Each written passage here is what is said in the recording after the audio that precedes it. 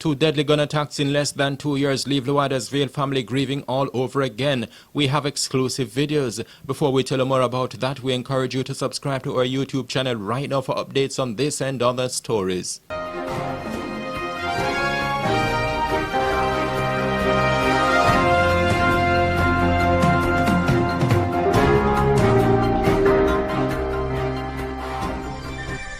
The Lluidas Vale police area in St. Catherine, once known for its natural beauty and sugarcane cultivation, has been making the headlines these days for the wrong things. The latest incident is the gun murder of a father and son on the outskirts of Worthy Park District, Lluidas Vale.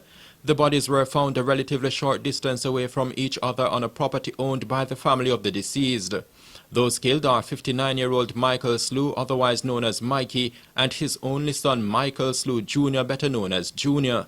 Reports are that the father had been threatened. It is said that he had hired a tractor driver to plow a piece of his family-owned land. The father, son and tractor driver were on the property while plowing was taking place on Sunday, February 19. The father and son reportedly walked away to pick coconuts on the property. When they did not return to the area that was being plowed, the tractor driver reportedly became concerned and left. The father and son did not return home Sunday night, and calls to their phones were not being answered. The relatives with whom they lived became worried and started to search for them the following day. That's when their bullet-riddled bodies were found on the family-owned land located beside Worthy Park Sugar Estate cane fields. The police were alerted. A number of them from the police station in Lluidas Vale and elsewhere visited the crime scene, which eventually was cordoned off. The double murder sent shockwaves throughout Lluidas Vale. Media and a handful of other civilians journeyed on unpaved roads through Worthy Park Sugar Estate cane fields to reach the crime scene.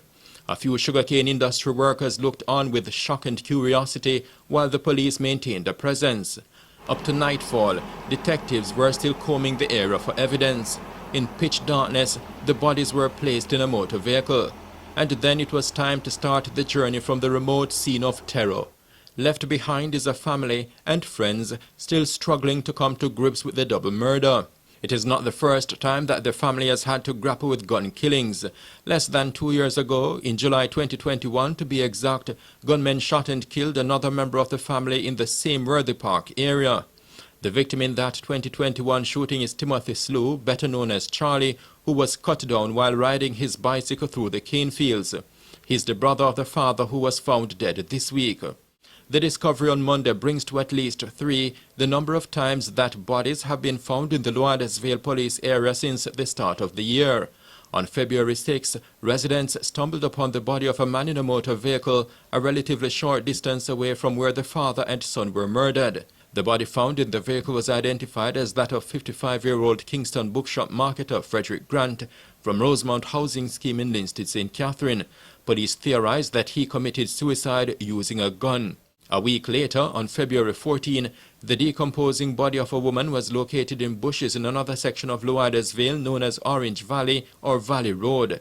The cause of her death is yet to be ascertained. She has been identified as 58-year-old Angela Buchanan, better known as Imo, from Union District in Lluidas Vale and the Kellits area of Clarendon. She had been reported missing.